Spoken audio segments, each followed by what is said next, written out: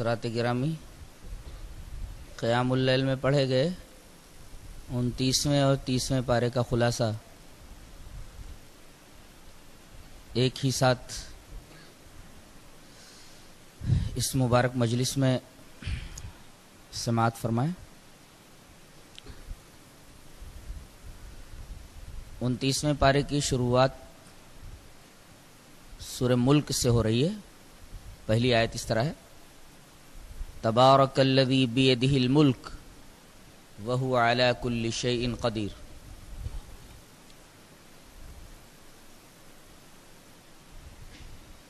اسی کے ہاتھ میں بادشاہت، اور یہ پوری کی پوری کائنات اسی کی ملکیت ہے۔ بادشاہ ہے وہ، جس کو چاہے دے، جس سے چاہے چھین لے، جسے چاہے عزت دے، جسے چاہے ذلیل و خوار کر دے۔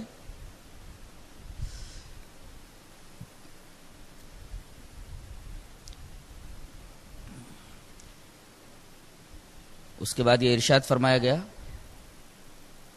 الذی خلق الموت والحیات لیبلوکم ایکم احسن عملا، کہ ہم نے موت کو اور زندگی کو اس لیے پیدا کیا ہے تاکہ وہ تم کو آزمائے کہ تم اس دنیا میں آ کر کے کون سا عمل کرتے ہو، کون سا شخص اچھے عمل کرتا ہے اور کون سا شخص برے عمل کرتا ہے۔ اس آیت کریمہ سے دو باتیں معلوم ہوئیں۔ پہلی بات تو یہ کہ موت اور حیات دونوں کی دونوں مخلوق ہیں، اللہ نے ان کو پیدا کیا ہے۔ اب جب موت مخلوق ہے تو موت کو بھی موت ہے،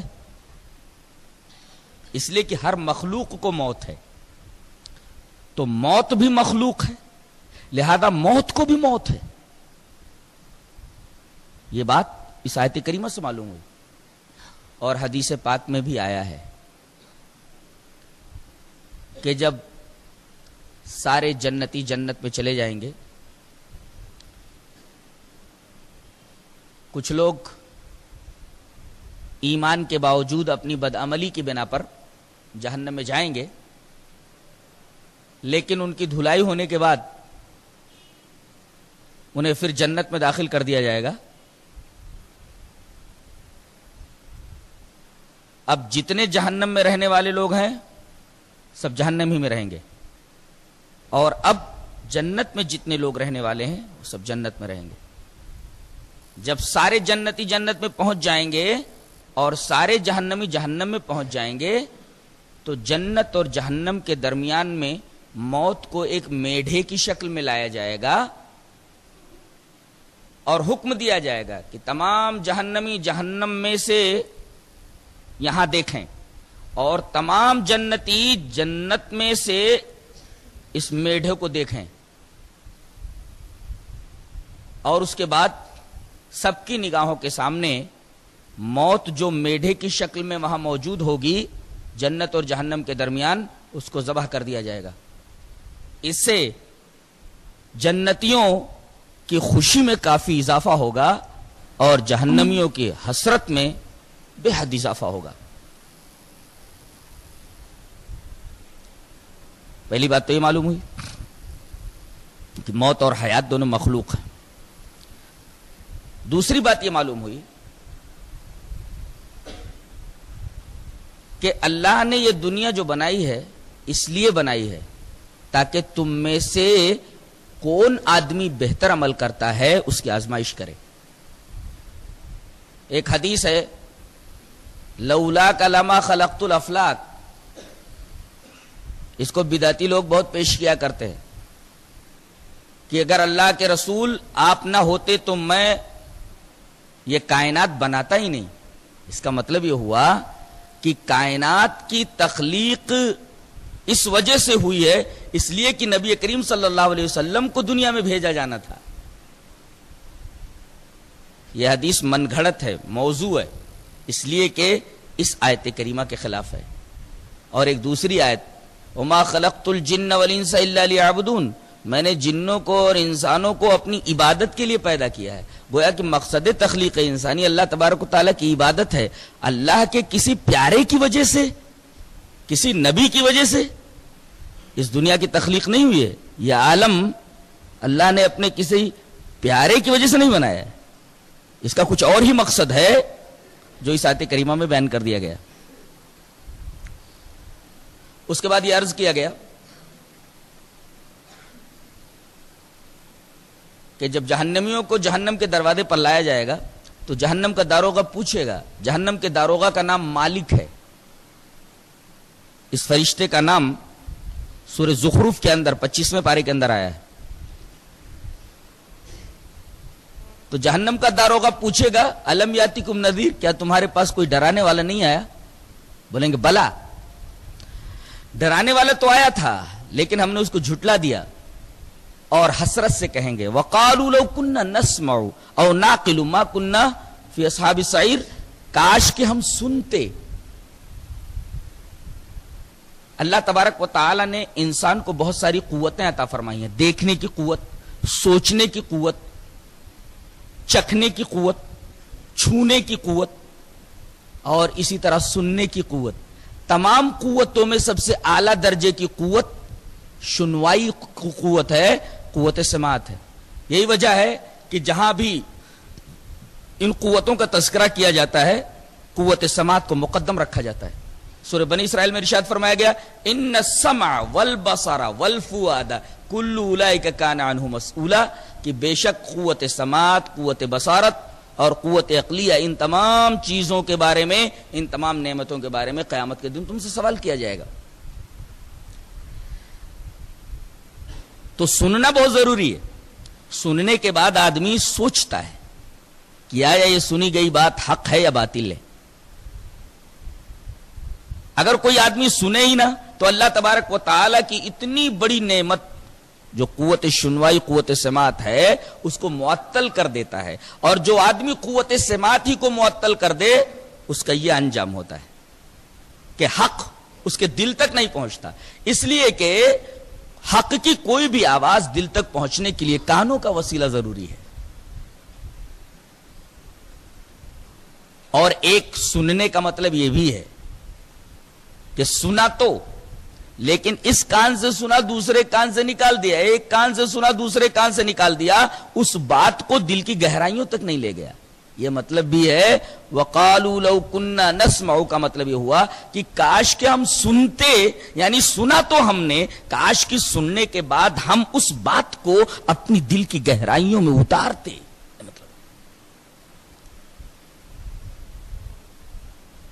آگے ارشاد فرمایا گیا الا يعلم من خلق،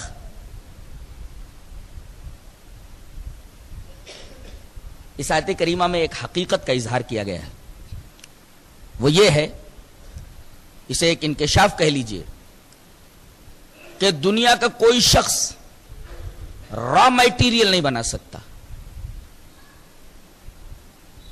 یعنی کسی چیز کی تخلیق نہیں کر سکتا. انسان جو کچھ کرتا ہے اسے صرف پروسیسنگ کہا جا سکتا ہے. جیسے ایک کمپیوٹر ہے،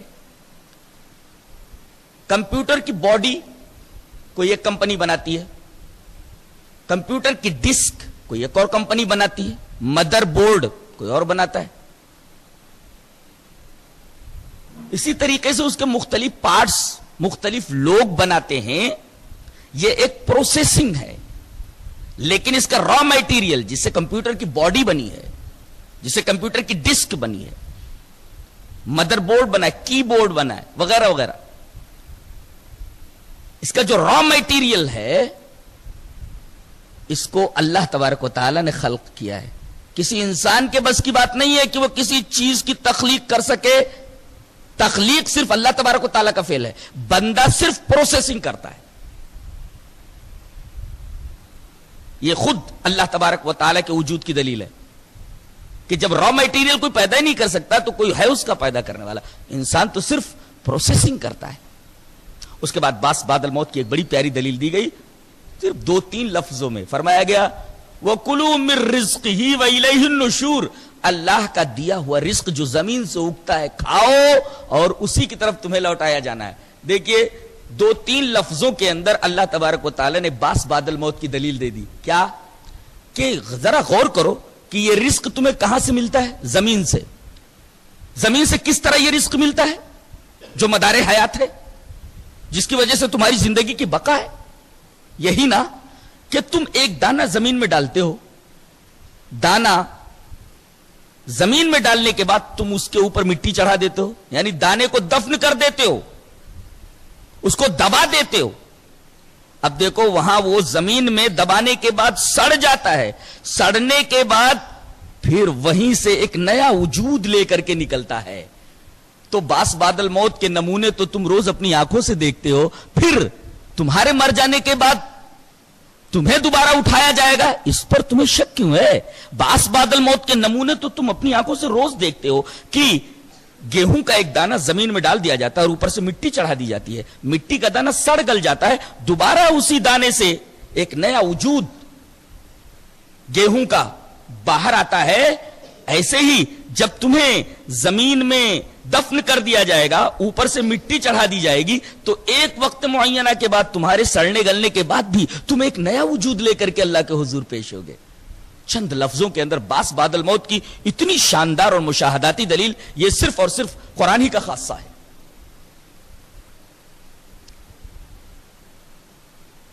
اس کے بعد یہ عرض کیا گیا کہ 2 طریقے کے آدمی ہوتے ہیں۔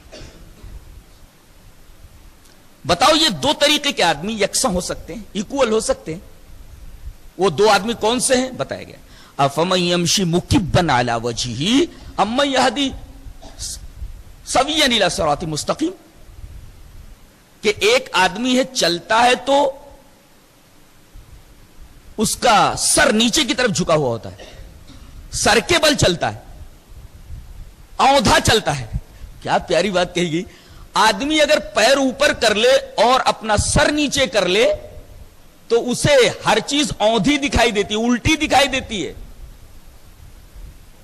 اور ایک بات اور معلوم ہوئی کہ جب آدمی سر کے بل ہو جاتا ہے، سر کو نیچے کر لیتا ہے، سر کو جھکا لیتا ہے، تو وہ اپنے گرد و پیش سے بالکل بے خبر ہوتا ہے، بالکل بے خبر ہوتا ہے۔ یا یوں کہہ لو کہ ٹھیک ہے دائیں طرف دیکھ لیتا ہے، بائیں طرف دیکھ لیتا ہے، نیچے کی طرف دیکھ لیتا ہے، لیکن ذرا غور کرو، جس آدمی کا وتیرہ یہ ہو، شیوا یہ ہو، طریقہ یہ ہو کہ ہمیشہ سر جھکائے ہوئے چلے، اسے سامنے کی چیز تھوڑی دکھائی دے گی۔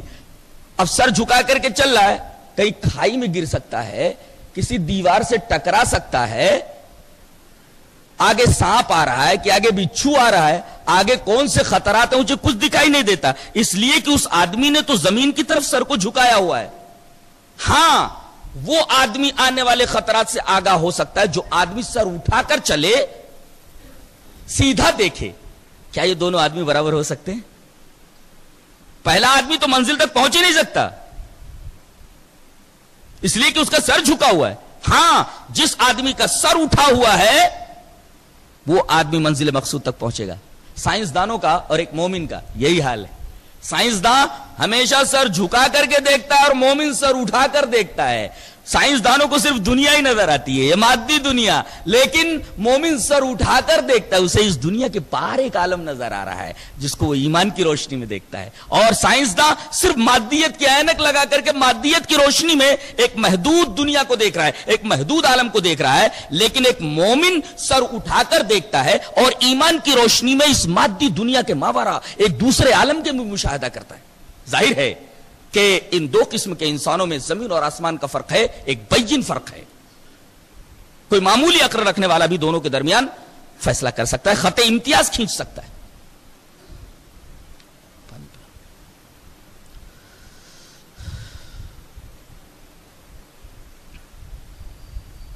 اس کے بعد سورہ نون شروع ہوتی ہے، اس میں باغ والوں کا واقعہ بیان کیا گیا ہے۔ ایک آدمی تھا، بڑا نیک تھا، اس کا ایک بڑا خوبصورت باغ تھا، بہت ہی ثمر آور، ثمر بار، بہت ہی پھل دینے والا۔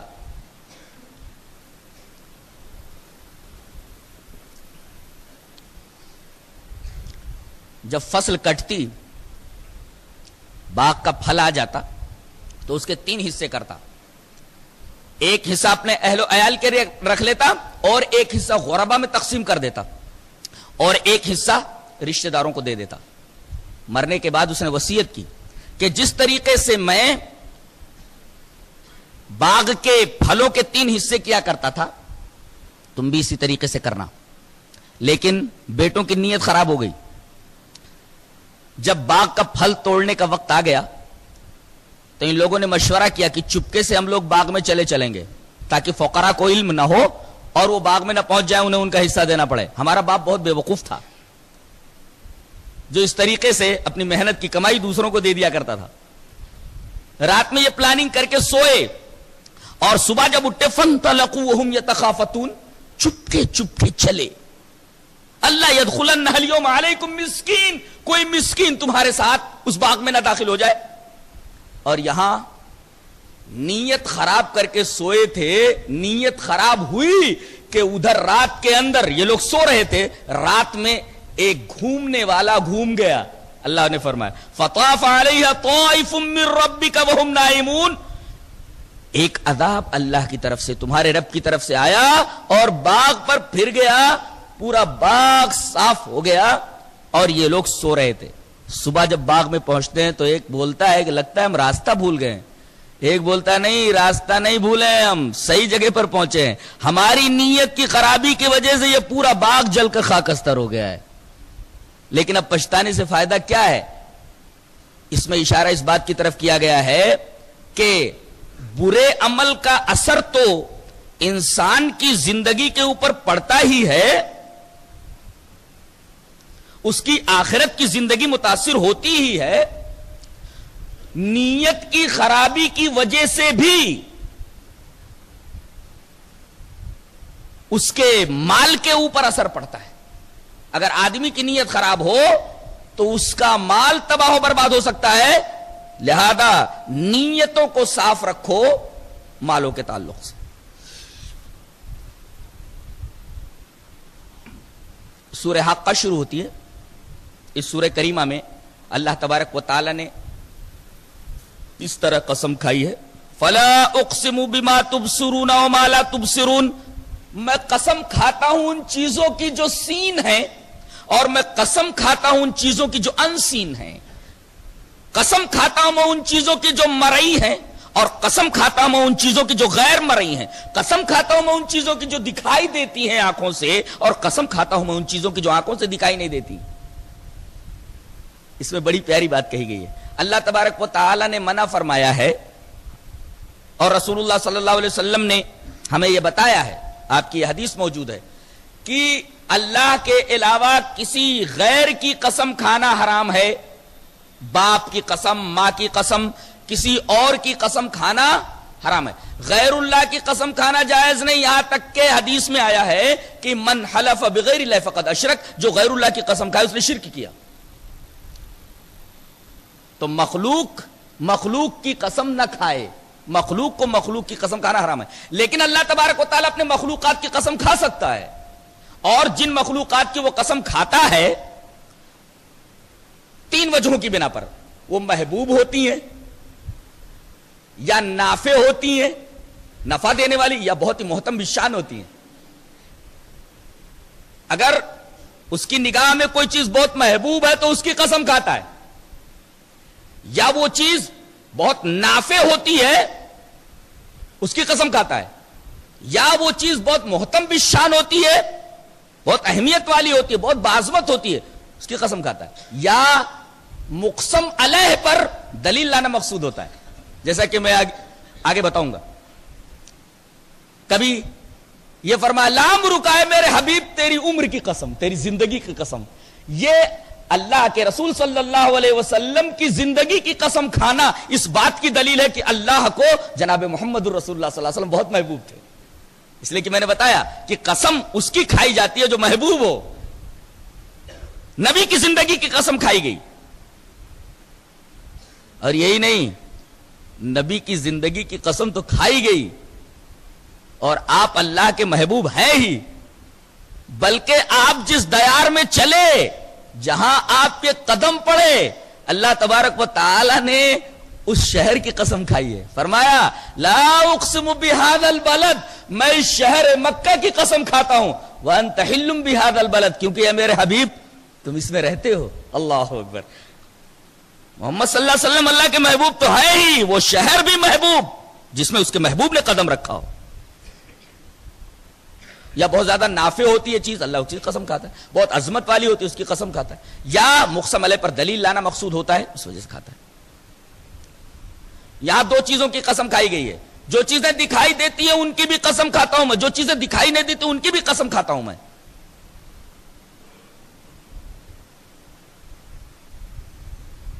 یہ بتاؤ کہ کچھ چیزیں دکھائی دیتی ہیں نا, ہاں مانتے ہو؟ بولے ہاں مانتے. اچھا کچھ چیزیں نہیں دکھائی دیتی, بولے ہاں نہیں دکھائی دیتی. تو اگر کچھ چیزیں نہیں دکھائی دے رہی ہیں, ماورائے محسوسات ہیں, محسوسات سے ماورا ہیں, اور میرا نبی اگر ان ماورائے محسوسات چیزوں کی خبر دیتا ہے تو ماننے میں استحالہ کیا ہے, شک و شبہ کیوں؟ تم اقرار کرتے ہو نا بات چیزیں دکھائی دیتی ہیں, بات چیزیں نہیں دکھائی دیتی. بات چیزیں محسوسات کے دائرے میں, بات چیز ماورائے محسوسات ہیں. تو اگر میرا نبی ماورائے محسوسات کی خبر دیتا ہے تو اس میں ایچ پیچ کیوں اختیار کرتے ہو؟ صاف صاف اسے قبول کیوں نہیں کرتے؟ استحالہ کیا ہے, شک و شبہ کیا ہے؟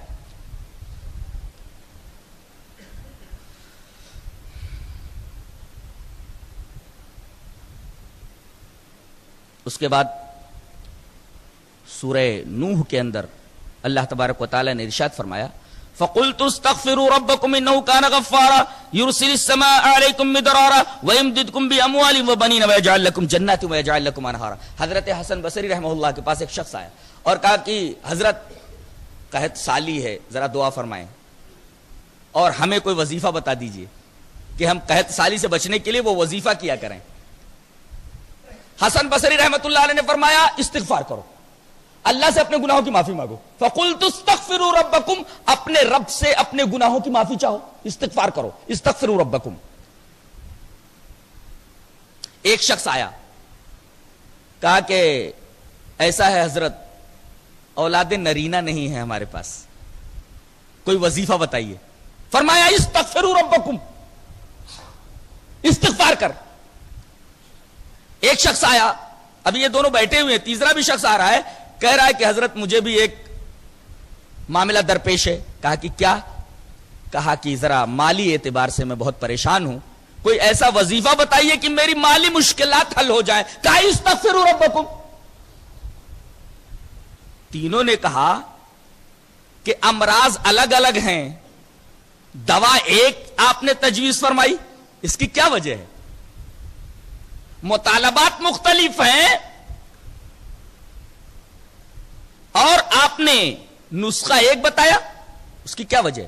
تو حضرت حسن بصری رحمت اللہ علیہ نے یہی آیت پڑھ کر کے سنائی. آیت کا ترجمہ دیکھیے, فَقُلْتُ اسْتَغْفِرُوا رَبَّكُمْ إِنَّهُ كَانَ غَفَّارًا. نوح علیہ السلام فرما رہے کہ اللہ کے حکم سے میں نے کہا اپنی قوم سے تم اپنے رب سے استغفار کرو, إِنَّهُ كَانَ غَفَّارًا, وہ بہت ہی معاف کرنے والا ہے.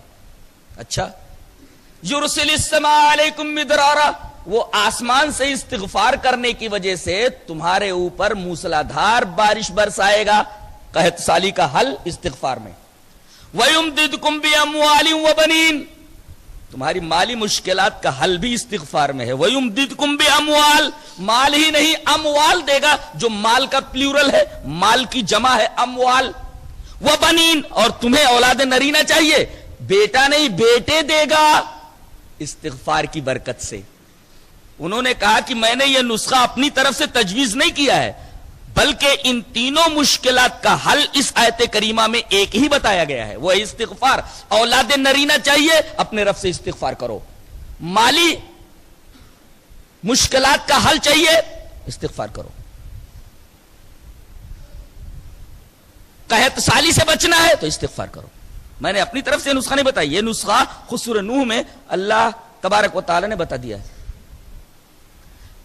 سورہ جن شروع ہوتی ہے, سورہ جن کی ابتدائی آیات یہ بتاتی ہیں کہ جیسے انسانوں میں بہت سارے فرقے ہیں، عیسائی ہیں، یہودی ہیں، مشرک ہیں، مومن ہیں، اسی طریقے سے جنوں میں بھی اس طریقے کے عقیدے رکھنے والے جن موجود ہیں۔ ارشاد فرمایا گیا قل اوحی الی انہ استمع نفر من الجن فقالوا انا سمعنا قرآنا عجبا یہدی الی الرشد فآمنا بہ، جن بول رہے ہیں ہم ایمان لائے، ولن نشرک بربنا احدا، ہم اپنے رب کے ساتھ شرک نہیں کریں گے۔ اس کا مطلب اس کے ساتھ شرک ہے، مشرک تھے وہ، ولن نشرک بربنا احدا، تو ایمان کا پتہ چلا، شرک کا پتہ چلا۔ وَأَنَّهُ تَعَالَى جَدُّ رَبِّنَا مَا اتَّخَذَ صَاحِبَةً وَلَا وَلَدًا، یہ اللہ کے لیے بیوی تجویز کرنا، اللہ کے لیے اولاد تجویز کرنا، یہ کون سے مذہب والوں کا کام ہے؟ عیسائیوں کا کام ہے۔ اس کا مطلب یہ ہے کہ جنوں میں عیسائی بھی ہیں، یعنی جتنے مذاہب انسانوں میں ہیں اتنے ہی مذاہب جنوں میں بھی ہیں۔ قرآن کی ان آیات سے ہمیں یہ بات معلوم ہے۔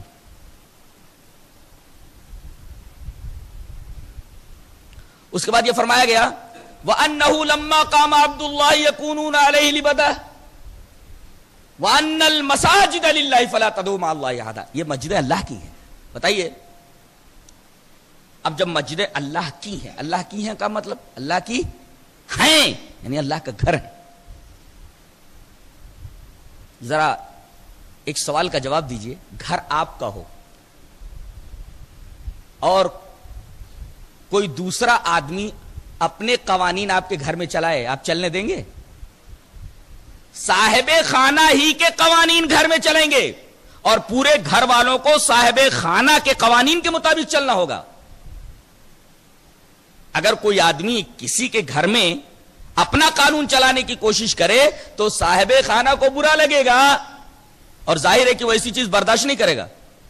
اسی طرح مسجدیں اللہ کا گھر ہیں، یہاں دو ہی چیزوں کی تعلیم ہونی چاہیے، ایک قرآن اور ایک حدیث۔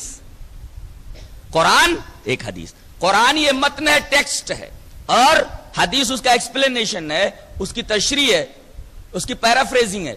یہ دو چیزیں خالی مسجد میں پڑھی جائیں، لوگوں نے دیگر انسانوں کی لکھی ہوئی کتابیں رحلوں پر رکھ کر کے پڑھنا شروع کر دیا ہے، جو اس آیت کریمہ کے بالکل منافی ہے۔ اللہ نے فرمایا وَأَنَّ الْمَسَاجِدَ لِلَّهِ فَلَا تَدْعُوا مَعَ اللَّهِ أَحَدًا۔ بعض لوگوں نے اللہ اکبر پکارنے سے پہلے السلام علیکم یا رسول اللہ، السلام علیکم، یہ یا کے ذریعے پکارنا، اس کی بھی ممانعت اس آیت کریمہ میں موجود۔ فَلَا تَدْعُوا مَعَ اللَّهِ أَحَدًا، اللہ کے ساتھ اس گھر سے کسی اور کو نہ پکارو۔ اگر کوئی کہتا ہے یا رسول اللہ، اس گھر سے پکارتا ہے، در حقیقت اس آیت کریمہ کی خلاف ورزی کرتا ہے۔ سورہ مزمل شروع ہوتی ہے، اس میں بتایا گیا کہ نفس کی مثال کتے کی سی ہے، کتے کی۔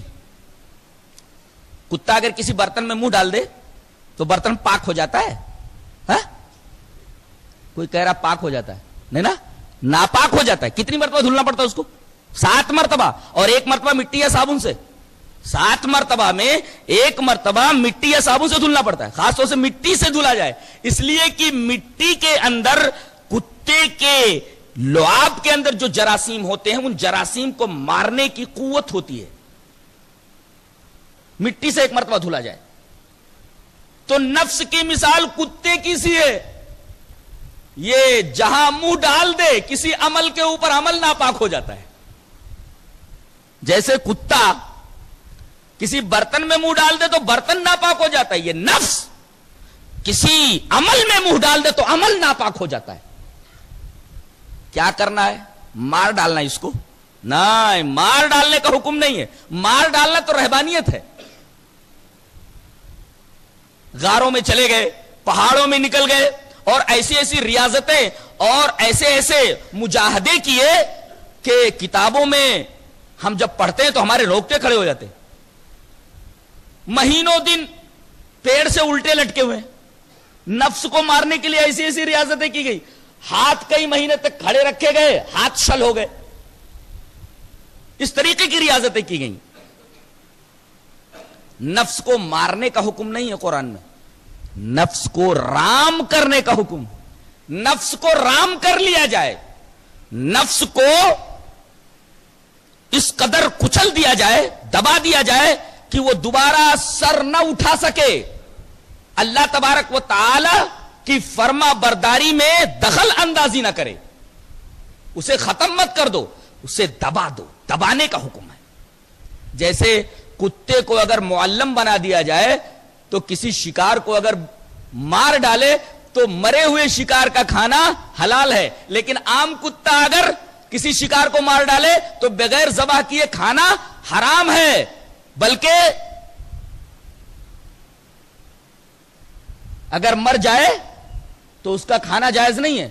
لیکن معلم کتا جسے تعلیم دے دی گئی ہو، تعلیم از ٹریننگ، ٹرینڈ کتا، ٹرینڈ ڈاگ، معلم کتا، تعلیم دے دی گئی ہو کتے کو، اور وہ کسی جانور کا شکار کرو اور اتفاق سے جانور مر جائے تو بغیر ذبح کیے ہوئے اس جانور کو کھانا جائز ہے، اس لیے کہ کتا معلم ہے۔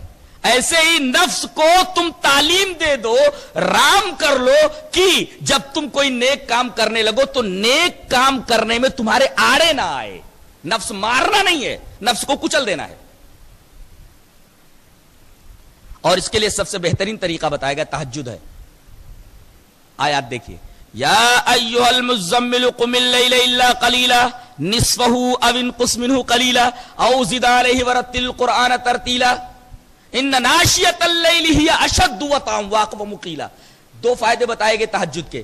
ایک تو آدمی کی بات بہت صاف ہو جاتی ہے، باتیں بڑی اچھی کرتا ہے، اس کے منہ سے بہت کم لغو باتیں نکلتی ہیں۔ اور پہلا فائدہ، نفس کو روندنے میں سب سے زیادہ معاون تہجد ہے۔ ان ناشیۃ اللیل ہی اشد وطئا واقوم قیلا۔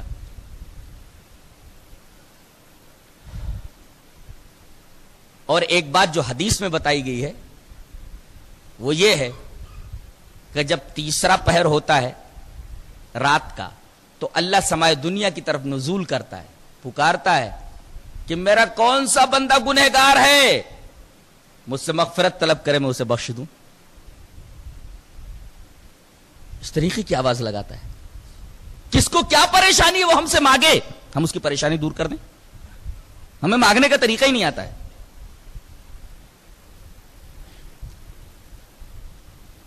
اس کے بعد سورہ مدثر شروع ہوتی ہے۔ سورہ مدثر کے اندر بتایا گیا کہ جنتی جنت کے اندر چلے جائیں گے، جہنمی جہنم کے اندر چلے جائیں گے۔ تو بعض مرتبہ جنتی خواہش کریں گے کہ میرا ساتھی دنیا کے اندر ایک تھا، وہ کہاں ہے؟ بتایا جائے گی کہ وہ جہنم میں، اس سے بات کروائی جائے گی۔ جنت اور جہنم کے درمیان سے حجابات اٹھا دیے جائیں گے، پردے اٹھا دیے جائیں گے، اور وہ جنتی وہ جہنمی کو دیکھے گا، اپنے ساتھی کو۔ اللہ تبارک تعالیٰ نے فرمایا، پھر کیا پوچھے گا وہ؟ ما سلککم فی سقر، ارے بھائی دنیا میں تو تم ہمارے ساتھ رہتے تھے، یہ جہنم میں کیسے چلے آئے؟ ما سلککم فی سقر، سقر میں کیسے آگئے، جہنم میں کیسے آگئے؟ تو سب سے پہلے وہ یہی بولے گا، قالوا لم نک من المصلین، نماز نہیں پڑھتے تھے ہم۔ گویا نماز کا چھوڑ دینا یہ پہلا سبب ہے جہنم میں داخل ہونے کا۔ نماز کی پابندی کی جائے اور نماز کے بارے میں قطعاً غفلت نہ برتی جائے۔ اس کے بعد سورہ قیامہ ہے۔ سورہ قیامہ کے اندر اللہ تبارک و تعالیٰ نے نفس لوامہ کی قسم کھائی ہے۔ دیکھو نفس کی تین قسمیں ہیں۔ نفس امارہ جو برائی کا حکم دیتا ہے، جس کے بارے میں ابھی گفتگو ہو رہی تھی۔ ایک نفس لوامہ ہے جس کو ہم ضمیر کہتے ہیں، اور ایک نفس مطمئنہ ہے۔ یہ نفس کا وہی درجہ ہے جسے ہم معلم کہتے ہیں، تعلیم دے دی گئی اس کو۔ اب یہ آدمی جب نیک کام کرنے لگے تو اس کے اندر دخل اندازی نہیں کرتا، اور جب فرشتے آئیں گے تو اس کو اسی صفت کے ساتھ بلائیں گے، یا ایھا النفس، یا ایتھا النفس المطمئنہ، اے مطمئن نفس، باہر نکل۔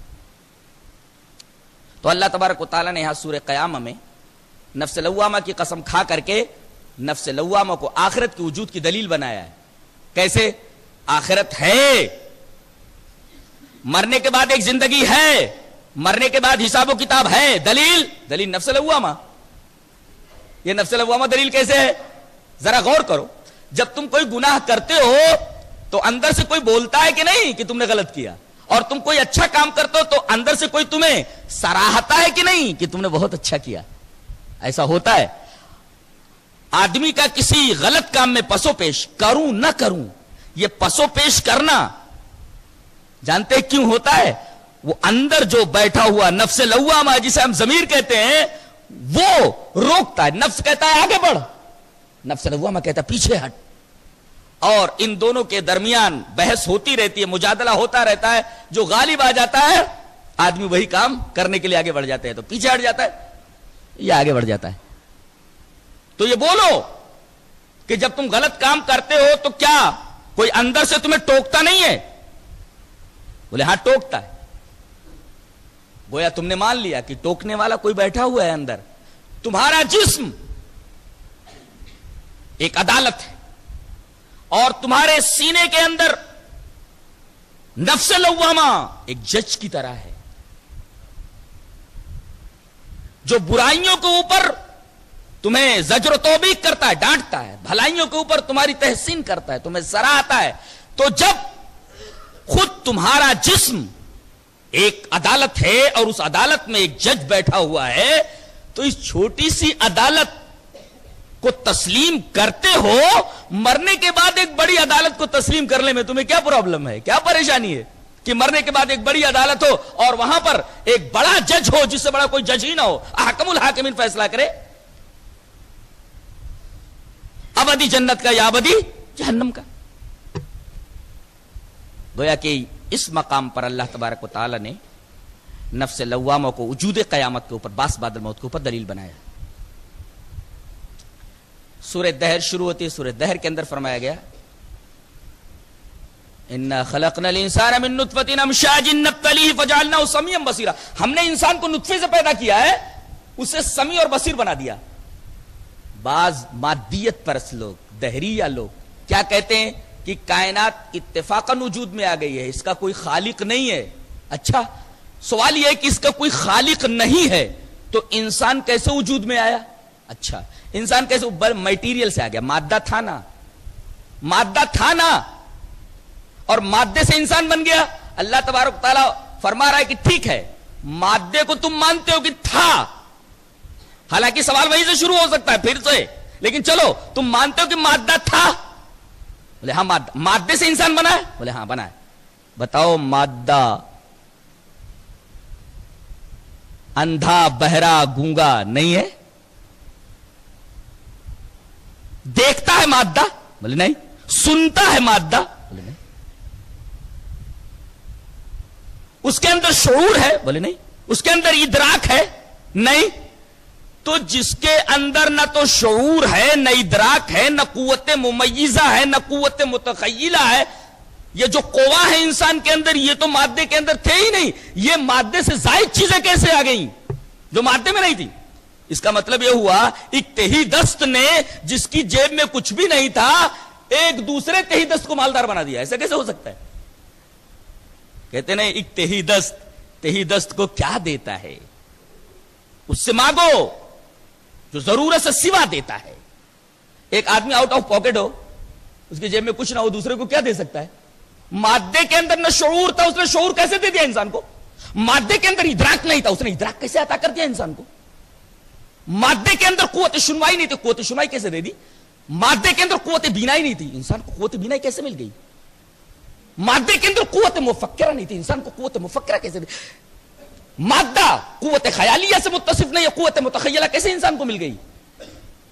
اس کا مطلب یہ ہوا مادہ پرستوں کی یہ دلیل کہ مادے سے انسان بنا ہے، اس کا کوئی خالق نہیں ہے، یہ ایسی بات ہے جس کے پیچھے نہ تو کوئی علمی دلیل ہے اور نہ تو کوئی عقلی دلیل ہے، نہ تو کوئی نقلی دلیل ہے، نہ کوئی علمی اثر ہے اس کے پیچھے، محض خرص ہے. اور اللہ تبارک و تعالیٰ نے خرچ کرنے والوں کے بارے میں کیا فرمایا معلوم ہے؟ سورہ زاریات میں فرمایا قتل الخراسون، ستیہ ناس ہو خرچ کرنے والوں کا، ستیہ ناس ہو اٹکل کرنے والوں کا.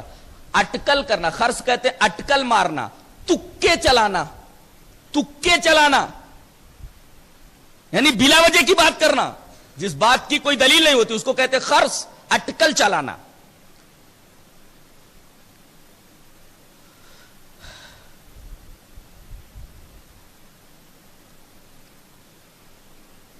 اس کے بعد سورہ مرسلات کے اندر اللہ تبارک و تعالی نے باس بعد الموت کی ایک بڑی پیاری دلیل دی ہے. فرمایا الم نخلقکم من ماء مہین، فجعلناه فی قرار مکین الی قدر معلوم فقدرنا فنعم القادرون ویل یومئذ للمکذبین. 10 مرتبہ ویل یومئذ للمکذبین آیا ہے اس سورہ کریمہ میں. جانتے 10 مرتبہ کیوں آیا ہے؟ اس لیے کہ انسان کے اندر 3 قسم کی قوتیں ہیں: قوت نظریہ، قوت شہویہ اور قوت غضبیہ. قوت غضبیہ کا افراط ہو تو آدمی درندہ بن جاتا ہے، اور تفریط ہو تو بے غیرت بن جاتا ہے، بے حمیت اور بے غیرت. اور قوت شہویہ اگر ہو، افراط اگر ہو جائے تو حیوان بن جاتا ہے، جانور بن جاتا ہے. اور اگر قوت شہویہ کی تفریط ہو جائے تو ایک ناکارہ انسان ہو جاتا ہے وہ. اسی طرح قوت نظریہ اگر افراط میں چلی جائے تو پھر آدمی مشرک اور کافر ہو جاتا ہے، اور تفریط میں چلی جائے تو آدمی کسی چیز کو نہیں مانتا، دہریہ ہو جاتا ہے وہ. اللہ تبارک و تعالیٰ نے انسان کے اندر یہ 3 قوتیں رکھی ہیں، ان کو معتدل رکھنا ہے. ان 3 قوتوں کی خرابی کی وجہ سے مشرکین میں 10 خرابیاں پیدا ہوئیں، اور ان 10 خرابیوں کی وجہ سے اس سورہ کریمہ میں 10 مرتبہ کہا گیا ویل یومئذ للمکذبین. تباہی ہوگی اس دن جھٹلانے والوں کے لیے، تباہی ہوگی اس دن جھٹلانے والوں کے لیے. اس لیے کہ ان 3 قوتوں کے غلط استعمال سے 10 خرابیاں پیدا ہوئیں. 10 خرابیاں پیدا ہونے کی وجہ سے 10 مرتبہ ان کے لیے ہلاکت کی خوشخبری سنائی گئی. دلیل کیا ہے؟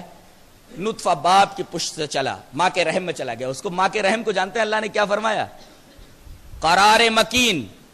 قرار مکین سیف لاجنگ، سیف لاجنگ. اور مکین کا اس سے اچھا ترجمہ سیف لاجنگ میں میرا خیال ہے کہ جن لوگوں نے سیف لاجنگ ترجمہ کیا ہے وہ ذرا صحیح نہیں ہے. میرا خیال ہے کہ اس کو ایک مضبوط کا معنی دینے کے لیے لفظ لانا چاہیے تھا. قرار مکین مضبوط قرارگاہ.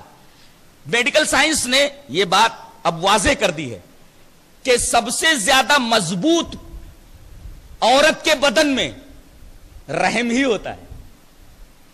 دلیل انہوں نے کیا دی کہ عورت کا بدن جب پورا کا پورا سڑ جاتا ہے مرنے کے بعد تو سب سے آخر میں جو چیز سڑتی ہے وہ اس کا رحم ہوتا ہے. کتنی مضبوط چیز ہے. بظاہر دیکھو کتنا کمزور لوگ بتاتے ہیں، لیکن سب سے زیادہ مضبوط وہی ہے. اسی وجہ سے اللہ تبارک و تعالی نے فرمایا قرار مکین مضبوط قرارگاہ ہے. عورت کا پورا جسم سڑ جاتا، سب سے آخر میں سڑنے والی چیز رحم ہے. اس کا مطلب سب سے زیادہ مضبوط ہے رحم. اسی وجہ سے اسے قرار مکین کہا گیا. تو نطفہ باپ کی پشت سے چل کر کے ماں کے رحم میں آیا، جس کو قرآن نے قرار مکین کہا ہے. ایسے ہی ایک انسان اب یہ نطفہ ٹھہر گیا، 9 مہینے کے بعد اس کے بدن کے اوپر زلزلے کا ترایان ہوتا ہے اور بچہ باہر آ جاتا ہے. ماں موت اور حیات کی کشمکش میں ہوتی ہے، تب بچہ وجود کے اندر آتا ہے. ایسے ہی آدمی مر گیا، اس کو تم نے زمین میں دفن کر دیا، مٹی برابر کر دی، زمین کا حمل ٹھہر گیا. جب قیامت آئے گی تو اس کے اوپر زلزلہ طاری کیا جائے گا.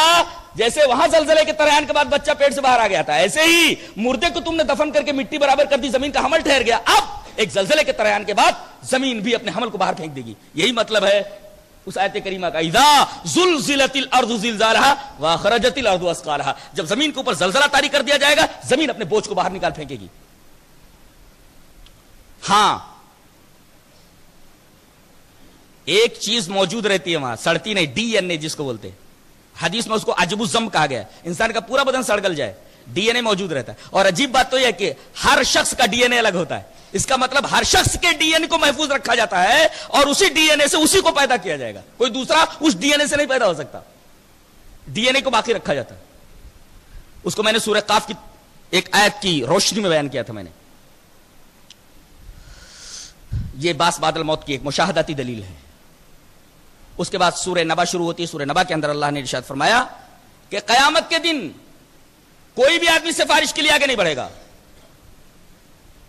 سب کے سب صف در صف کھڑے ہوں گے، یہاں تک کہ ملائکہ بھی. یوم یقوم الروح والملائکۃ صفا لا یتکلمون الا من اذن له الرحمن. کوئی بولنے کے لیے آگے نہیں بڑھے گا، کسی کو بولنے کی جرات نہیں ہوگی جب تک باری تعالیٰ اجازت نہ دے. اور یہاں اللہ نہیں کہا گیا الا من اذن له اللہ، جس کو اللہ اجازت دے، الا من اذن له الرحمن.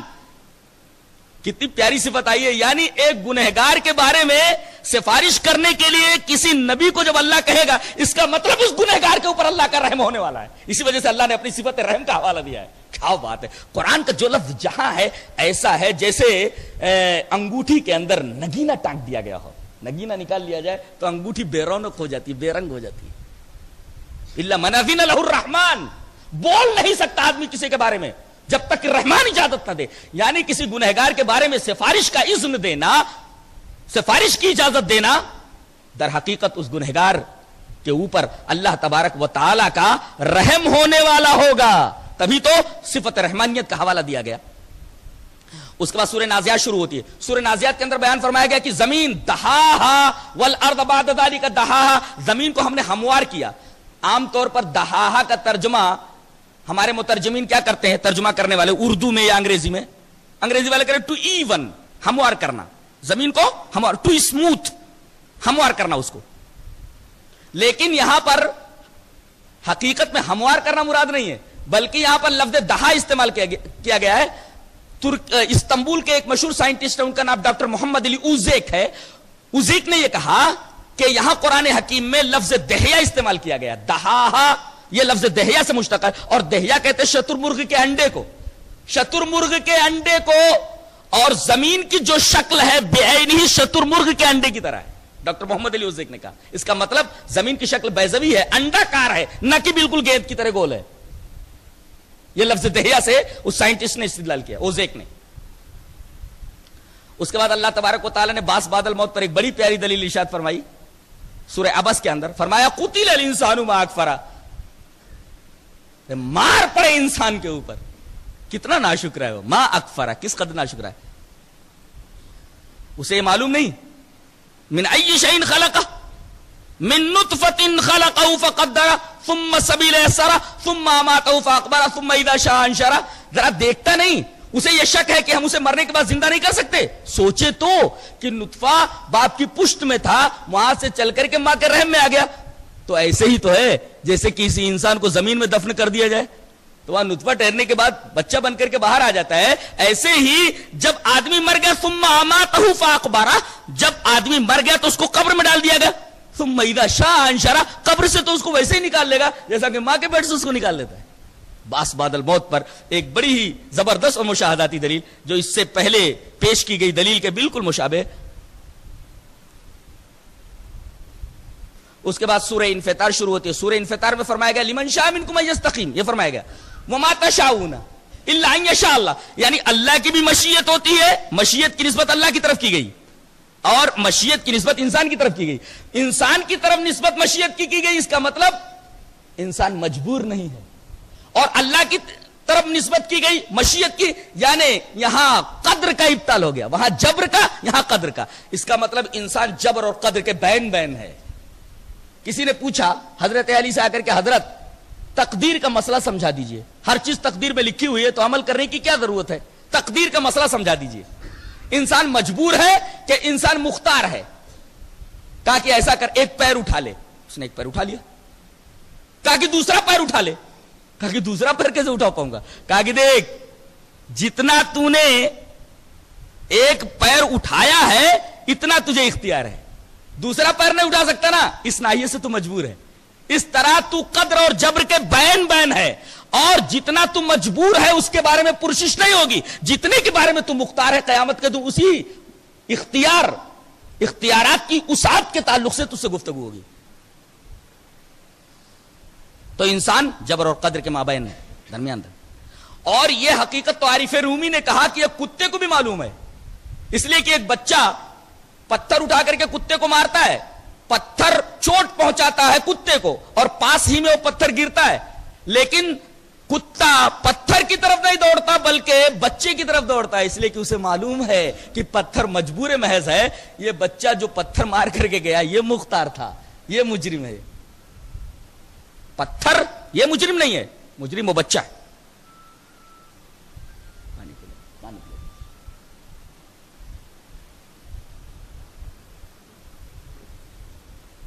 اس کے بعد سورہ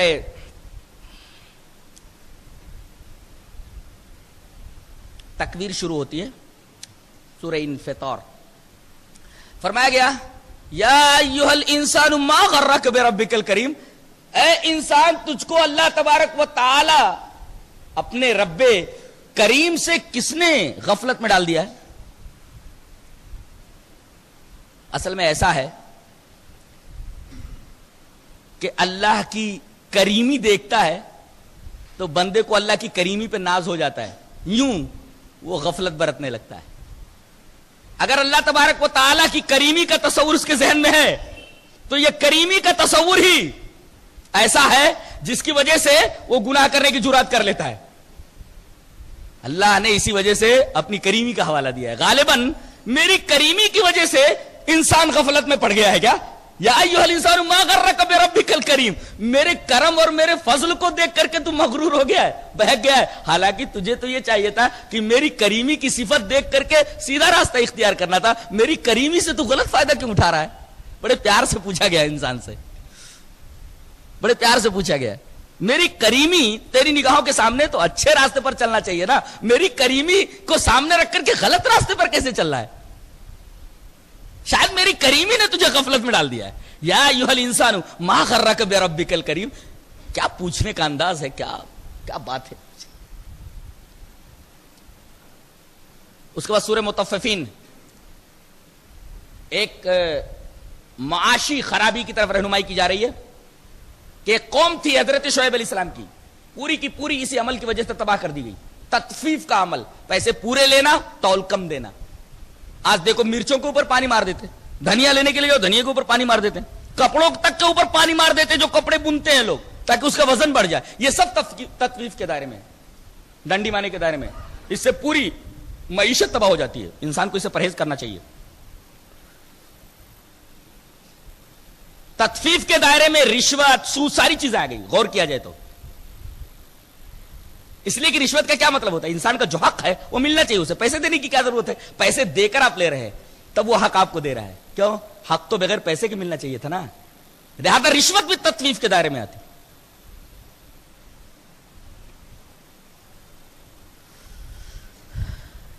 اس کے بعد سورہ انشقاق، اللہ تبارک و تعالیٰ نے ارشاد فرمایا انسان جب پیدا ہوتا ہے تب سے لے کر کے رب کی ملاقات تک برابر پریشانیوں کے سلسلہ رہتا ہے۔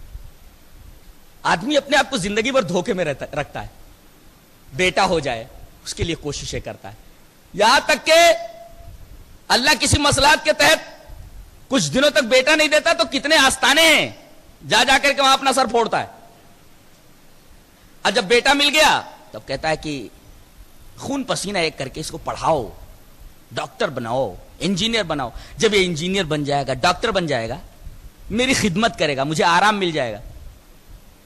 جیسے پڑھ کر کے فارغ ہوتا ہے، اب کسی شادیوں کا مسئلہ ہے، اس کی شادی کرنا، اور یہ سب کرتے کرتے یہ جھمیلے سہتے سہتے بوڑھا ہو جاتا ہے۔ اب بچہ دوائی کا پیسہ دے دے تب تو غنیمت ہے، ورنہ یہ آدمی زندگی بھر اپنے آپ کو اسی طریقے سے دھوکے میں رکھتا ہے اور دنیا سے چلا جاتا ہے، کچھ حاصل نہیں ہوتا اس کو۔ یا ایھا الانسان انک کادح الی ربک کدحا فملاقی، اللہ تبارک و تعالیٰ سے ملاقات تک پریشانیوں کا یہ سلسلہ، ٹینشن کا یہ سلسلہ دراز رہے گا، ٹینشن سے کبھی یہاں جانتے ایک لفظ استعمال ہوا ہے، لقد خلقنا الانسان فی کبد۔ کبد اسی ٹینشن کو بولتے ہیں، ہم نے انسان کو ٹینشن میں پیدا کیا ہے، یہ ٹینشن کبھی ختم نہیں ہوتا، برابر ٹینشن میں رہتا ہے۔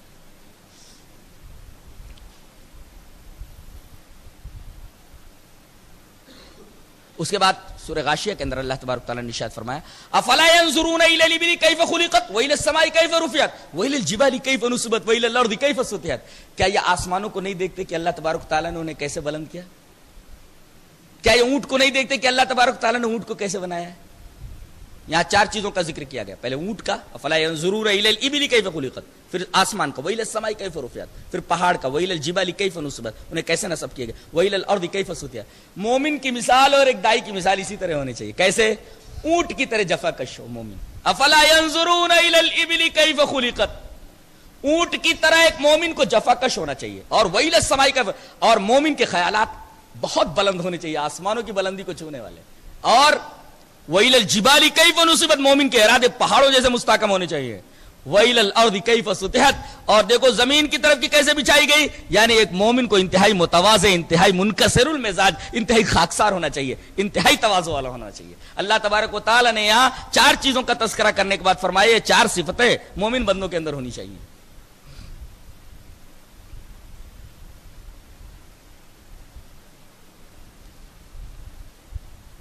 اس کے بعد سورہ ضحیٰ کے اندر اللہ نے ارشاد فرمایا وَالضُّحَىٰ وَاللَّيْلِ إِذَا سَجَىٰ مَا وَدَّعَكَ رَبُّكَ وَمَا قَلَىٰ وَلَلْآخِرَةُ خَيْرٌ لَكَ مِنَ الْأُولَىٰ وَلَسَوْفَ يُعْطِيكَ رَبُّكَ فَتَرْضَىٰ أَلَمْ يَجِدْكَ يَتِيمًا فَآوَىٰ وَوَجَدَكَ ضَالًّا فَهَدَىٰ وَوَجَدَكَ عَائِلًا فَأَغْنَىٰ اے ہمارے رسول، کیا تم مفلس نہیں تھے، ہم نے تم کو غنی بنا دیا؟ کیا تم ضال نہیں تھے، ہم نے تم کو ہدایت دے دی؟ کیا تم بے ٹھکانہ نہیں تھے، ہم نے تم کو ٹھکانہ دے دیا؟ یہاں ایک لفظ قابل تشریح ہے، وہ یہ ہے کہ اللہ تبارک و تعالیٰ نے اپنے نبی کو مخاطب کر کے فرمایا وَوَجَدَكَ ضَالًّا، اور ضال کا عام طور پر ترجمہ کیا کرتے ہیں لوگ؟ گمراہ. یہ ترجمہ نہیں کرنا چاہیے، اس لیے کہ نبی کے شایان شان یہ ترجمہ نہیں ہے، بلکہ یہ کہیے اور ہم نے آپ کو بے خبر پایا، یہ ترجمہ. ضال مانے بے خبر. جیسے ایک آدمی دو راستے کے اوپر کھڑا ہوا، دو راہے کے اوپر کھڑا ہوا، یہ راستہ میری منزل کی طرف جاتا ہے کہ یہ راستہ میری منزل کی طرف جاتا ہے؟ اب یہاں کھڑا ہوا شخص بے خبر ہے، بے خبر ہے. تو اے ہمارے حبیب، تمہارا حال یہی تھا. پورا مکہ ہی نہیں بلکہ پورا جزیرۃ العرب شرک میں مبتلا تھا، کفر میں مبتلا تھا، اور آپ تنے تنہا ایسے تھے جو صحیح راہ کی تلاش میں تھے، آپ بھی بے خبر تھے، ہم نے آپ کو ہدایت دے دی، راستہ دکھلا دیا کہ یہ راستہ سیدھا ہے، اس راستے پر چلتے چلے جائیے. تو ضال کا ترجمہ بے خبر کیا جائے. اور قرآن حکیم میں اس کی شہادت بھی موجود ہے. ضلال کا ترجمہ بے خبر. حضرت یعقوب علیہ السلام کے بیٹوں نے جب یہ کہا کہ آپ یہ کیسے کہہ سکتے ہیں کہ یوسف علیہ السلام کے پیراہن کی خوشبو مجھ تک آ رہی ہے، کہا کہ اگر یہ بات نہ کہو کہ میں سٹھیا گیا ہوں تو مجھے ایسا ہی لگ رہا ہے. قالوا تاللہ انک لفی ضلالک القدیم، خدا کی قسم آپ اپنی پرانی ضلالت میں ہیں. یہاں ضلال کا ترجمہ ضلالت اور گمراہی نہیں ہے، اس لیے کہ نبی گمراہ نہیں ہوتا. یہاں ضلال کا ترجمہ بے خبر ہے، بے خبر ہیں آپ، اب پرانی بے خبری میں ہیں آپ.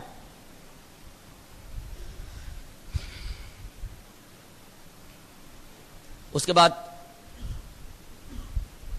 سورہ انشراح کے اندر اللہ نے ارشاد فرمایا ہم نے آپ کے لیے آپ کے ذکر کو بلند کر دیا. اس کے بعد ایک بڑی عجیب بات فرمائی جا رہی ہے انسانوں کے تعلق سے کہ فَإِنَّ مَعَ الْعُسْرِ يُسْرًا إِنَّ مَعَ الْعُسْرِ يُسْرًا. اور عربی کا قاعدہ یہ ہے کہ جب ایک چیز نکرہ آئے تو اس سے دو چیزیں مراد ہوتی ہیں، اور اسے معرفہ کر لیا جائے تو دو معرفہ سے مل کر ایک ہو جاتا ہے.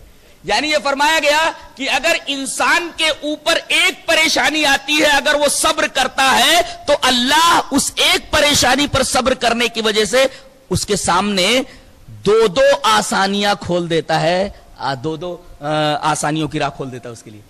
پریشانی ایک آتی ہے تو در حقیقت اپنے ساتھ ہی دو آسانیاں لے کر آتی ہے. آدمی خامخواہ مصیبت آ جانے کے بعد اور پریشانی میں مبتلا ہو جانے کے بعد جزا فدا کرنے لگتا ہے. اسے خوش ہونا چاہیے کہ یہ جو مصیبت میرے اوپر آئی ہے مصیبت ایک ہے لیکن اپنے ساتھ دو آسانیاں لے کر کے آئی ہے. یہ قرآن حکیم کا بیان ہے. کسی کی دکان جل گئی، کسی کا گھر اجڑ گیا، کسی کی فصل تباہ ہو گئی، مصلحت ہے اس میں.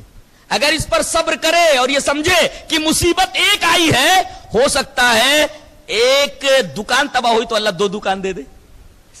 اس لیے کہ قرآن نے کہا کہ ایک مصیبت آئے اور تم صبر کرو تو اس صبر کے اوپر تمہارے لیے آسانیوں کے دو دو دروازے کھول دیے جائیں گے.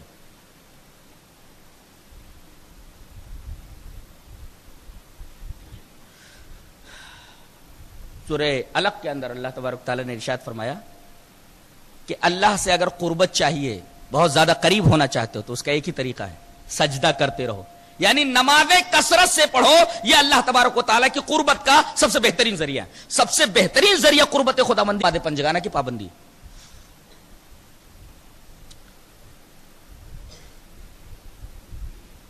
سورہ زلزال کے اندر ایک عجیب حقیقت کا انکشاف کیا گیا. اللہ نے فرمایا اذا زلزلت الارض زلزالها واخرجت الارض اثقالها وقال الانسان ما لها يومئذ تحدث اخبارها. یہ زمین اس دن اپنی خبریں بیان کر دے گی. اپنی خبریں بیان کر دے گی کیسے؟ بول کر کے. ہاں بول کر کے. دیکھو ایک ٹیپ ریکارڈر میں جو ریل ہوتی ہے نا، ریل، یہ آواز کو جذب کرتی ہے اور پھر اس کو آپ کے سامنے پیش بھی کر دیتی ہے، بول بھی دیتی ہے. جانتے ہیں اس ریل کے اندر کیا ہوتا ہے؟ ایک مادہ ہوتا ہے جس کو میگنیشیم بولتے ہیں. میگنیشیم کی وجہ سے وہ آواز کو کیچ کرتی ہے ریل، اور آواز کو دوبارہ آپ کے سامنے پیش کر دیتی ہے اسی میگنیشیم کی وجہ سے. اور سائنسدانوں نے تحقیق کی ہے کہ زمین کے اندر بھی میگنیشیم ہے.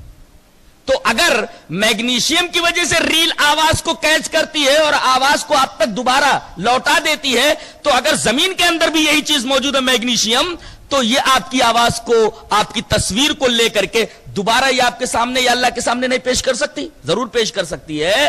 وہی بات یہاں بھی کہی گئی ہے، یومئذ تحدث اخبارا، یہ زمین اپنی خبریں بیان کر دے گی کل قیامت کے دن. اس کے بعد یہ فرمایا گیا کہ انسان بہت بڑا ناشکرا ہے، اور گھوڑے کی دلیل دی گئی ہے. یہ تیرے سامنے گھر کے جو گھوڑا بندھا ہوا ہے، یہ دیکھ، یہ تجھے دشمنوں سے بچاتا ہے. تجھے لمبا سفر کرنا ہوتا ہے تو اس کا سہارا لیا کرتا ہے. یہاں تک کہ جنگ میں تو اسے لے کر کے گھس جاتا ہے. حالانکہ عالم یہ ہوتا ہے کہ سب سے زیادہ تکلیف گھوڑے کو پہنچ سکتی ہے جنگ کے اندر. آنے والا بھالا گھوڑے کو لگ سکتا ہے، آنے والا تیر پہلے گھوڑے کو لگ سکتا ہے. لیکن اس کے باوجود گھوڑا تیرے ہر حکم کی تعمیل کرتا ہے. اب یہ بتا کہ یہ گھوڑا جو تیرے ہر حکم کی تعمیل کر رہا ہے، یہاں تک کہ اپنی جان کو بھی خطرے میں ڈال دیتا ہے، تو اسے کیا دیتا ہے؟ بولے 2 وقت کی روٹی. 2 وقت کی روٹی کی وجہ سے یہ تیرے ہر حکم کی تعمیل کرتا ہے، تیرے لیے جان دینے کے لیے تیار رہتا ہے. اور اے انسان، میں نے کیا کیا فیسلٹیز دی، کیا نہیں دیا تجھے؟ جو مانگا تو نے وہ ہم نے تجھے دیا. تو اس گھوڑے سے، جانور سے بھی زیادہ ناشکرا ہے، اس سے زیادہ بدتر ہے. تو 2 وقت کی روٹی پر اپنی جان دینے کے لیے تیار، اور تجھے جو کچھ تو نے مانگا، وَآتَاكُم مِّن كُلِّ مَا سَأَلْتُمُوهُ، ہم نے تم کو دیا جو کچھ تم نے مانگا. آخر میں فرمایا کہ وَإِنَّ الْإِنسَانَ لَظَلُومٌ كَفَّارٌ، سب کچھ دیے جانے کے بعد بھی ناشکری کا عالم ہے. تو انسان سب سے بڑا ناشکرا.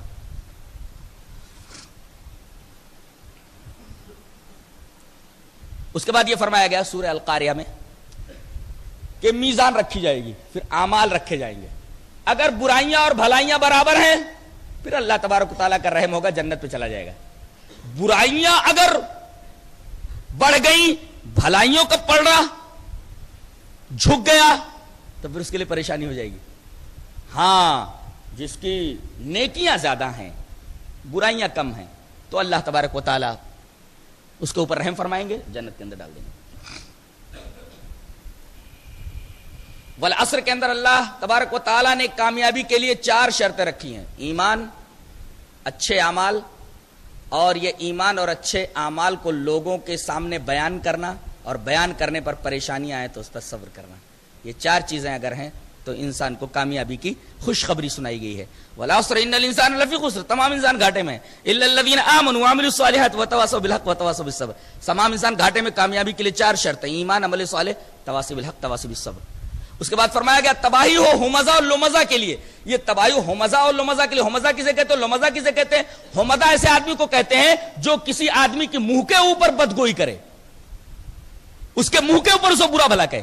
اور لمزہ کہتے ہیں کہ انسان کے پیٹھ پیچھے اس کی غیبت کرے، اس کی برائی بیان کرے. تو ایسے دونوں شخصوں کے لیے یہاں ویل کی خوشخبری سنائی گئی ہے.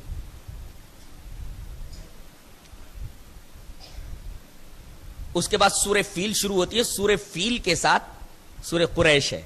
دونوں کا آپس میں بڑا گہرا ربط ہے. ایک بڑا عجیب نکتہ، ایک حقیقت کا انکشاف ایک مفسر نے کیا، وہ یہ کہ سورہ فیل کے اندر یہ بیان کیا گیا ہے کہ ابرہہ ایک بادشاہ تھا جو کعبہ ڈھانے کے لیے ہاتھیوں کا لشکر لے کر کے نکلا، لیکن ابھی کعبہ کے پاس پہنچا نہیں تھا، وادی محصر میں پہنچا تھا کہ اللہ تبارک و تعالیٰ نے چڑیوں کا ایک بہت بڑا جھنڈ بھیجا، اور ان کے ہاتھوں میں، ان کے چونچوں کے اندر کنکریاں تھیں، اور ان کنکریوں کو جب وہ پھینکتی تھیں تو ہاتھی کو اگر وہ کنکریاں لگ جاتی تو ہاتھی ڈھیر ہو جاتا تھا، انسانوں کو لگتے تھے انسان ڈھیر ہو جاتے. پورا کا پورا لشکر ماں ہاتھیوں کے وادی محصر کے اندر تباہ و برباد کر دیا گیا.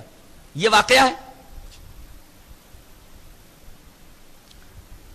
اور اے مشرکین تمہارا حال کیا ہے؟ ابراہیم علیہ السلام نے یہ گھر خالص اللہ کی عبادت کے لیے بنایا تھا، تم نے تو یہاں 360 بت لا کر کے رکھ دیے. تو ابرہا سے بھی گناہ ہوا اور تم سے بھی بہت بڑا گناہ ہوا.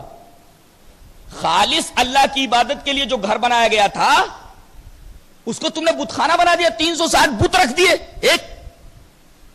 اور ابرہا کعبہ ڈھانے کے لیے آیا، اس نے بھی ایک برا کام کیا، اس کو تو تباہ کر دیا گیا، تم کو ڈھیل کیوں دی گئی؟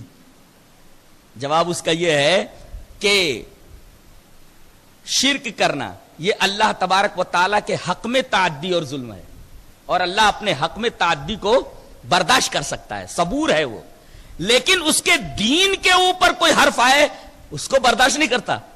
یہی یہ نقطہ نکلا کہ شرک کرنے والوں کو ڈھیل دے سکتا ہے، کفر کرنے والوں کو ڈھیل دے سکتا ہے، لیکن جو قرآن کو جلائے، مسجدوں کو گرائے، اللہ تبارک و تعالیٰ کے دین کے اوپر اٹیک ہے، ایسے لوگ جلد ہی عذاب گرفتار ہو جاتے ہیں، ان کو مہلت نہیں دی جاتی. جیسے ابرہا یہ خانہ کعبہ کو ڈھانے کے لیے آیا تھا، دین کی بنیاد گرانے کے لیے آیا تھا، اللہ تبارک و تعالیٰ نے وادی محصر میں اسے تباہ کر دیا. تو یہ قرآن کا جلانا، مسجدوں کا گرانا اتنا بڑا گناہ ہے کہ ان کو سنبھلنے کا موقع نہیں، ڈھیل نہیں دی جاتی، وہ کسی نہ کسی عذاب کے اندر گرفتار ہو جاتے ہیں، اگرچہ انسان کی آنکھیں ان عذابات کو نہ دیکھ سکے.